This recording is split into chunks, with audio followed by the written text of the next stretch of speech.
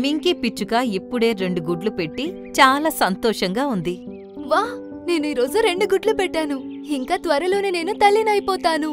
గుడ్లు పెట్టిన తరువాత తనకి దాహంగా ఉంటే తను నీళ్లు తాగడానికి చెరువు దగ్గరకు వెళ్ళింది. తిరిగి వచ్చి చూస్తే తన గుడ్లు మాయమైపోయాయి. అయ్యో దేవుడా, నా గుడ్లు! తను కంగారు పడుతూ గట్టిగట్టిగా అరవడం మొదలుపెట్టింది. జంతువులన్నీ తన చుట్టూ వచ్చి చేరాయి. తనని అలా ఏడుస్తూ చూసి వాటికి కూడా బాధ కలిగింది.